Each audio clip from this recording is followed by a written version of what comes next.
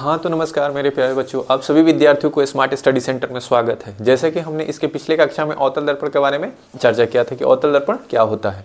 आज हमने पढ़ने जा रहे हैं लोग कि अवतल दर्पण में जो प्रतिबिंब की स्थिति होती है और प्रकृति होती है और उसका आकार होता है, किस प्रकार का होगा और कहाँ कहाँ पे उसकी स्थिति होगी, उसके बारे में हम लोग जानने का प्रयास करें। तो आइए बच्चे लोग हम समझते हैं अवतल दर्पण में प्रतिबिंब की स्थिति। तो बच्चे लोग हम इसके पहले कक्षा में जान चुके थे कि अवतल दर्पण क्या होता है। तो अवतल दर्पण किसी गोलीय दर्पण का क्या होता है, भाग होता है, जिसका उभरा हुआ सतह कलई क्या रहता है और धंसा हुआ भाग क्या रहता है। ये धंसा हुआ भाग क्या पढ़े थे हम लोग, ये प्रवर्तक सतह रहता है। कौन सा सतह रहता है, प्रवर्तक सतह रहता है। और उभरा हुआ भाग जो रहता है बच्चा लोग, उभरा हुआ भाग क्या रहे, कलई किया रहे, यानी पेंटिंग किया रहे। तो वैसे दर्पण को हम लोग क्या कहते हैं, अवतल दर्पण कहते हैं। ठीक है ना, क्या कहते हैं, अवतल दर्पण कहते हैं। अब अवतल दर्पण द्वारा जो प्रतिबिंब बनते हैं, तो प्रतिबिंब बनने के कुछ नियम होते हैं, कुछ नियम होते हैं। आइए पहले उस नियम को जानते हैं। तो पहला नियम बच्चा लोग ये होता है कि हम किसी अवतल दर्पण के, ठीक है ना, ये हमारा क्या होता है, ये पोल होता है यानी ध्रुव होता है। यहाँ पे हमारा क्या होता है, फोकस होता है। और यहाँ पे हमारा क्या होता है, सेंटर होता है। सेंटर मतलब कहने का मतलब क्या होता है, ये एक गोलीय दर्पण का क्या है, भाग है। तो उसका जो मेन सेंटर होता है उसी को हम लोग क्या कहते हैं, वक्रता केंद्र कहते हैं। क्या कहते हैं, वक्रता केंद्र कहते हैं।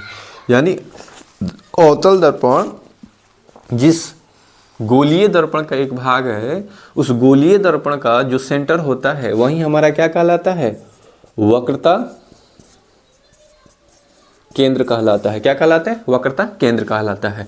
और इस एफ को हम लोग क्या कहते हैं, फोकस कहते हैं। क्या कहते हैं, फोकस कहते हैं। अब बच्चे लोग हम जानने का प्रयास करेंगे कि अगर हम सेंटर को और पोल को मिला देते हैं तो इस लाइन को हम लोग प्रधान अक्ष के नाम से जानते हैं या मुख्य अक्ष के नाम से जानते हैं। बच्चे लोग किस अक्ष के नाम से जानते हैं, प्रधान अक्ष या मुख्य अक्ष के नाम से जानते हैं। अगर हम वक्रता केंद्र और ध्रुव को मिला देते हैं तो इस लाइन को ही हम लोग क्या कहते हैं, प्रधान अक्ष कहते हैं या मुख्य अक्ष कहते हैं। अब बच्चे लोग क्या होगा, आगे देखेंगे क्या कि आपसे पूछा जाएगा क्या कि वक्रता केंद्र और ध्रुव के बीच की जो दूरी होती है, यानी कहेंगे क्या कि ध्रुव से और वक्रता केंद्र के बीच की जो दूरी होती है बच्चा लोग, उसे हम लोग कैपिटल आर से रिप्रेजेंट करते हैं, कैपिटल आर से रिप्रेजेंट करते हैं। और इसी आर को हम लोग नाम देते हैं क्या, वक्रता त्रिज्या बोली जाती है। क्या बोली जाती है, वक्रता त्रिज्या बोली जाती है।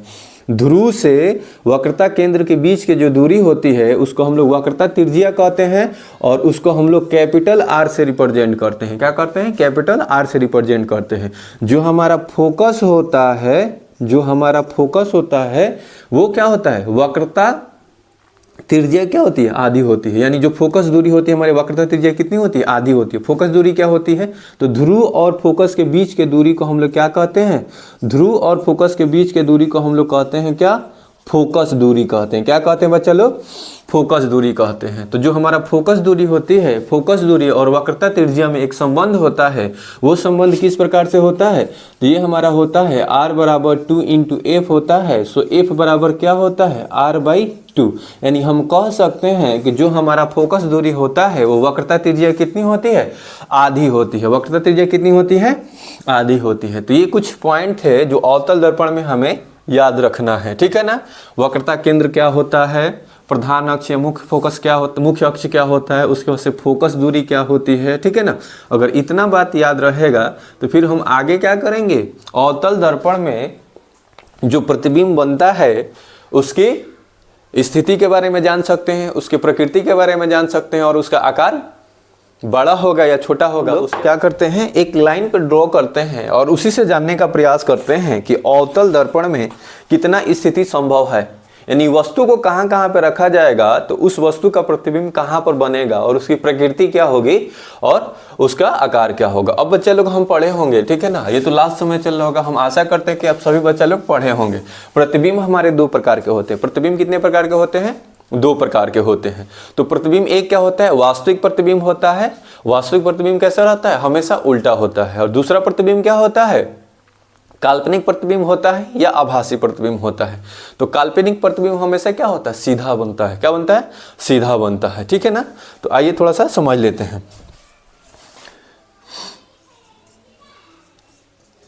ये जो बच्चे लोग प्रतिबिंब हमारा होता है ये दो प्रकार का होता है। एक हमारा क्या होता है, वास्तविक प्रतिबिंब होता है, वास्तविक प्रतिबिंब होता है, और दूसरा बच्चा लोग हमारा क्या होता है, काल्पनिक प्रतिबिंब होता है। क्या होता है, काल्पनिक प्रतिबिंब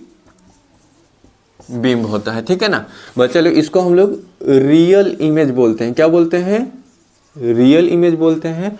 और इसको हम लोग क्या बोलते हैं, वर्चुअल इमेज बोलते हैं। क्या बोलते हैं, वर्चुअल इमेज बोलते हैं। प्रतिबिंब को इंग्लिश में हम लोग इमेज कहते हैं।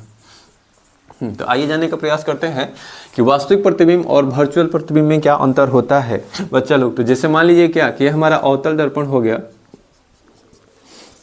ये हमारा पोल यानी ध्रुव हो गया, ये हमारा फोकस हो गया, और ये हमारा क्या हो गया, वक्रता केंद्र हो गया। ठीक है ना।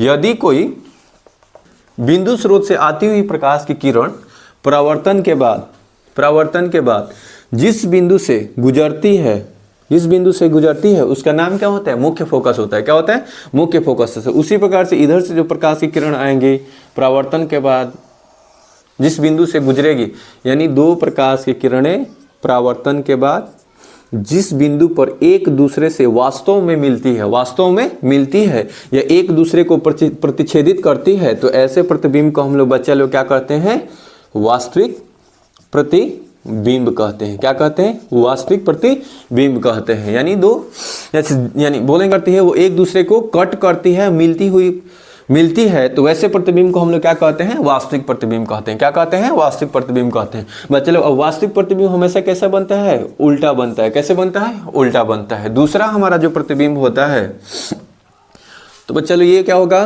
कि ये अवतल दर्पण हो गया। ठीक है ना, अवतल दर्पण हो गया, और ये हम दूसरा क्या कर रहे हैं, उत्तल दर्पण। उत्तल दर्पण में देखेंगे, पहले देख लेते हैं क्या कि अवतल दर्पण में किस प्रकार का प्रतिबिंब बनता है। तो अवतल दर्पण पे यहाँ पे क्या, जब कोई प्रकाश की किरण प्रधान अक्ष के समानांतर आएगी तो परावर्तन के बाद से फोकस से गुजरते हुए फोकस पे मिलती हुई प्रतीत होती है। तो जो हमारा प्रतिबिंब बनेगा कहाँ पे बनेगा, फोकस पे बनेगा। अब जो दो प्रकाश की किरणों के वास्तविक कटान से जो प्रतिबिंब बनता है, उस प्रतिबिंब को हम लोग वास्तविक प्रतिबिंब कहते हैं। क्या कहते हैं, वास्तविक प्रतिबिंब कहते हैं। और वास्तविक प्रतिबिंब को हमेशा पर्दे पे उतारा जाता है। कहाँ पे उतारा जाता है बच्चा लोग, पर्दे पर ही प्राप्त किया जा सकता है। ऐसे प्रतिबिंब हम प्राप्त नहीं कर पाएंगे। ठीक है ना। उसके लिए कंडीशन क्या होना चाहिए, जब भी हमारा वास्तविक प्रतिबिंब बनेगा तो उसको प्राप्त करने के लिए पर्दे का प्रयोग करते हैं, स्क्रीन का प्रयोग करते हैं। तो वास्तविक प्रतिबिंब हमेशा पर्दे पर प्राप्त होता है। कहाँ पे प्राप्त होता है बच्चा, पर्दे पर प्राप्त होता है। ठीक है ना। तो यहाँ पे हम लोग जान लिए। अब उत्तल दर्पण में यहाँ पे देखेंगे क्या कि उत्तल दर्पण में क्या, जो धंसा हुआ भाग रहता है उसको हम लोग क्या कर देते हैं, कलई कर देते हैं, यानी पेंट कर देते हैं। और उभरा हुआ भाग जो रहता है वो क्या रहता है, परावर्तक सतह रहता है। क्या रहता है बच्चा लोग, परावर्तक सतह रहता है। अब यहाँ पे हम लोग देखेंगे कि जब प्रधान अक्ष के समानांतर कोई प्रकाश की किरण आएगी बच्चा लोग, तो उधर क्या होगी, नहीं जा पाएगी, और ये टकरा कर क्या हो जाएगी, डाइवर्ट हो जाएगी, फैल जाएगी। ठीक है ना, क्या हो जाएगी, फैल जाएगी। ठीक है ना। और यहाँ पे क्या होगा, इसका सी होगा, यहाँ पे क्या होगा, फोकस होगा।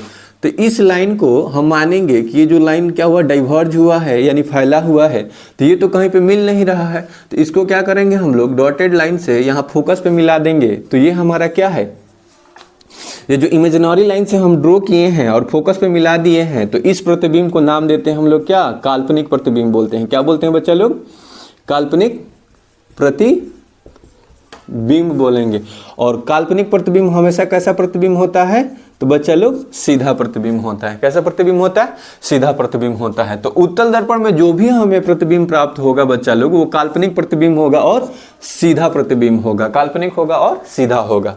हम ये भी जानते हैं क्या कि उत्तल दर्पण में जो भी प्रतिबिंब हमें प्राप्त होगा वो वस्तु की अपेक्षा क्या होगा, हमेशा छोटा बनेगा। कैसे बनेगा, हमेशा छोटा बनेगा। यानी जो प्रतिबिंब का साइज होगा वो वस्तु की अपेक्षा हमेशा छोटा ही बनेगा। हमेशा कैसा बनेगा बच्चा लोग, छोटा बनेगा। यानी उत्तल दर्पण से प्राप्त प्रतिबिंब जो होता है वो हमारा काल्पनिक प्रतिबिंब होता है। और काल्पनिक प्रतिबिंब हमेशा कैसे बनता है, सीधा प्रतिबिंब बनता है। कैसे बनता है, सीधा प्रतिबिंब बनता है। अब जानेंगे क्या कि काल्पनिक प्रतिबिंब किन किन दर्पणों से हम लोग प्राप्त कर सकते हैं। तो बच्चा लोग, समतल दर्पण में जो प्रतिबिंब बनता है समतल दर्पण में जो प्रतिबिंब बनता है वो हमारा क्या होता है, काल्पनिक प्रतिबिंब होता है और सीधा प्रतिबिंब होता है। दूसरा बच्चा लोग क्या हो जाएगा, जो उत्तल दर्पण में हमारा प्रतिबिंब बनता है या उत्तल दर्पण से जो प्राप्त प्रतिबिंब करते हैं वो काल्पनिक प्रतिबिंब होता है और सीधा प्रतिबिंब होता है। अब बच्चे लोग क्या होगा, हम पढ़ रहे हैं अवतल दर्पण में, तो बच्चे लोग सिर्फ अवतल दर्पण में वास्तविक प्रतिबिंब ही नहीं बनता है, एक जगह ऐसा भी आता है कि जब हम वस्तु को फोकस और पोल के बीच में रखेंगे, कहाँ पर रखेंगे, फोकस और पोल के बीच में रहते हैं, तो वो स्थिति होती है कि जहाँ पर अवतल दर्पण में भी जो हमारा प्रतिबिंब बनता है, क्या बनता है, काल्पनिक प्रतिबिंब और सीधा प्रतिबिंब बनता है। यानी अवतल दर्पण से भी हम लोग काल्पनिक और सीधा प्रतिबिंब प्राप्त कर सकते हैं। इन तीनों से हम लोग क्या कर सकते हैं बच्चा लोग, काल्पनिक और सीधा प्रतिबिंब प्राप्त कर सकते हैं, काल्पनिक और सीधा प्रतिबिंब प्राप्त कर सकते हैं। तो ये बच्चा लोग क्या है, आप लोगों को बेसिक अंडरस्टैंडिंग बनाने के लिए हमने वास्तविक प्रतिबिंब क्या होता है ये बताने का प्रयास किया, काल्पनिक प्रतिबिंब क्या होता है ये बताने का प्रयास किया, ठीक है ना। वास्तविक प्रतिबिंब जो होगा, दो किरणों के वास्तव में जो वास्तविक कटान होगा जिस बिंदु पे, उसी को हम लोग वास्तविक प्रतिबिंब कहते हैं। वास्तविक प्रतिबिंब को हम लोग हमेशा किस पे प्राप्त कर सकते हैं, पर जो हमारा उत्तल दर्पण द्वारा प्रतिबिंब बनेगा या समतल दर्पण द्वारा जो प्रतिबिंब बनेगा वो प्रतिबिंब हमारा काल्पनिक प्रतिबिंब होता है, और काल्पनिक प्रतिबिंब हमेशा सीधा प्रतिबिंब होता है, और काल्पनिक प्रतिबिंब को इस्तेमाल या प्रयोग नहीं किया जाता है, ठीक है ना। काल्पनिक प्रतिबिंब हम लोग ऐसे बना सकते हैं, लेकिन वास्तविक प्रतिबिंब बनाने के लिए, वास्तविक प्रतिबिंब को बनाने के लिए हमें हमेशा क्या करना पड़ेगा, पर्दे का इस्तेमाल करना पड़ेगा। जैसे सिनेमा घरों में जो हमारा पर्दा यूज होता है, यानी वहां पे जिस दर्पण का प्रयोग किया जाता है वो मतलब वास्तविक प्रतिबिंब होता है। वहां पे कौन सा प्रतिबिंब बनता है, वास्तविक प्रतिबिंब बनता है, ठीक। अब इसके बाद से हम लोग क्या पढ़ेंगे बच्चा लोग, कि अवतल दर्पण में जो प्रतिबिंब की स्थिति होती है, प्रकृति होती है, कहाँ कहाँ पे होती है, वो हर एक बार 10वीं में पूछा गया है। चाहे वो 10वीं 10th लेवल पे ना बहुत सारे एग्जाम होते हैं, जैसे यूनिवर्सिटी के होते हैं, जामिया हो गया, अलीगढ़ हो गया, BHU हो गया, तो उसमें क्वेश्चन उसी से पूछा जाता है। इस बार भी आने की संभावना है। तो आइए बच्चा लोग हम लोग उसको देखते हैं।